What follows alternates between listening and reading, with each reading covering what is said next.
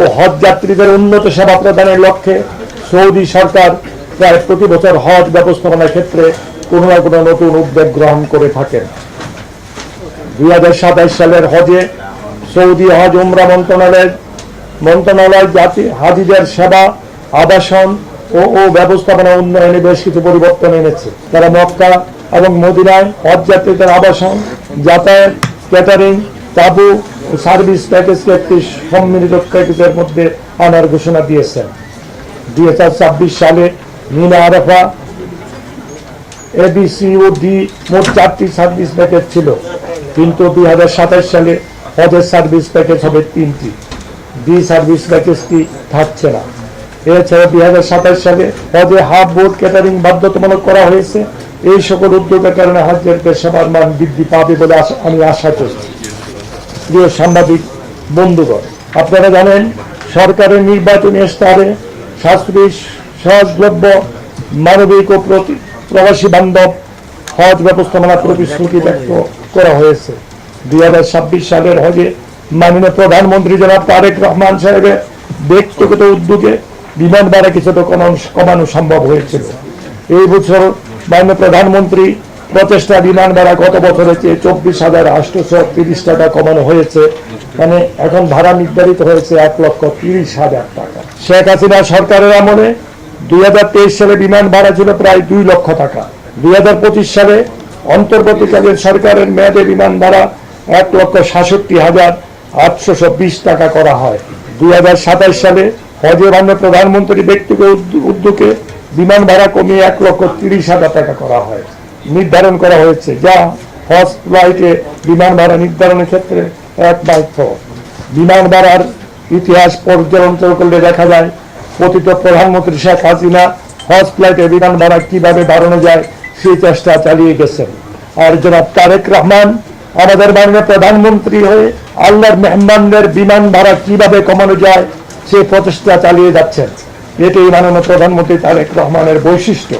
এটি দেশের মানুষের প্রতি জনাব তারেক রহমানের ভালোবাসা, মমত্ববোধ এবং দায়বদ্ধতার বহিঃপ্রকাশ। হজ ব্যবস্থাপনা সংক্রান্ত নির্বাহী কমিটির অনুমোদন ক্রমে এই বছর সরকারি মাধ্যমে আমরা 2টি হজ প্যাকেজ নির্ধারণ করেছি, যথা হজ প্যাকেজ 1 ও হজ প্যাকেজ 2 সাশ্রয়ী।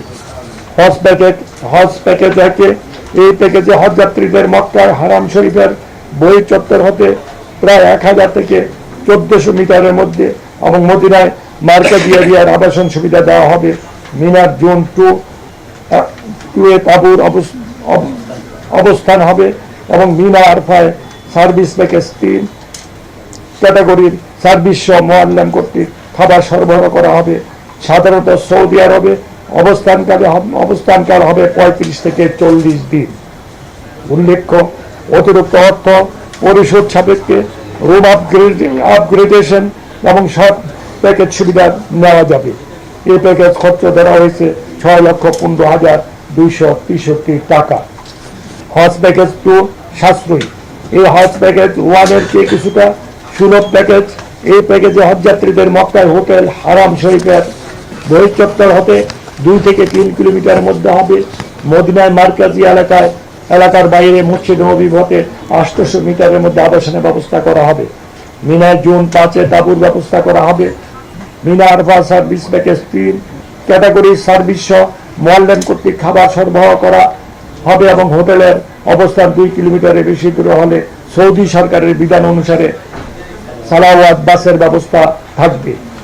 এই প্যাকেজের খরচ ধরা হয়েছে 5,05,648 টাকা।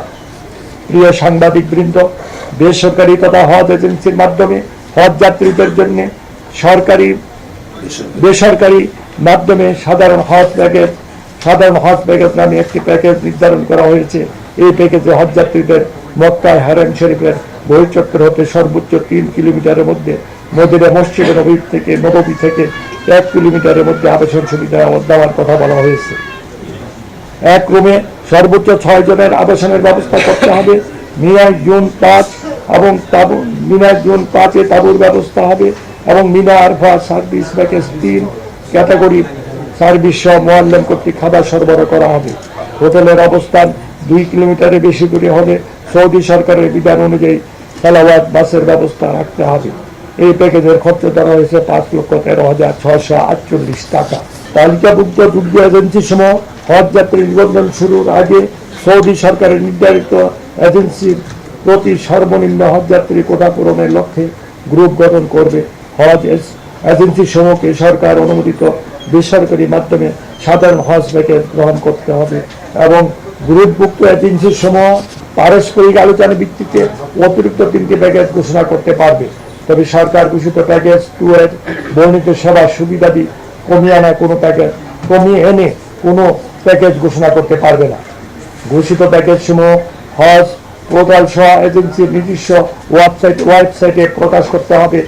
দমে শুকুর এবং আদাহি এবং ক্যাটারিং বাধ্যতামূলক হওয়ায় এই দুটি খাতের ব্যয় অন্তর্ভুক্ত না করে কোনো প্যাকেজ ঘোষণা করা যাবে না। ই হজ সিস্টেমে প্যাকেজ নির্ধারণ ছাড়া হজ যাত্রী নিবন্ধন করা যাবে না।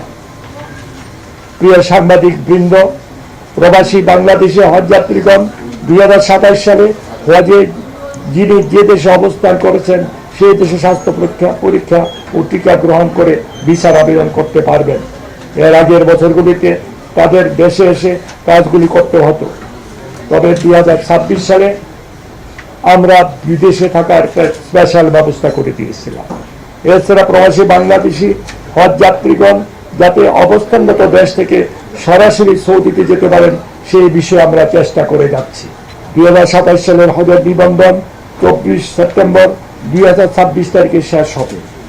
ই হজ সিস্টেমে প্যাকেজ নির্বাচন করে 3.5 লক্ষ টাকা জমা দিয়ে প্রাথমিক নিবন্ধন ও প্যাকেজের সমুদয় টাকা জমা দিয়ে চূড়ান্ত নিবেদন করা যাবে। হজ গমনের জন্য পাসপোর্টের মেয়াদ 2027 সালের 31শে ডিসেম্বর পর্যন্ত থাকতে হবে।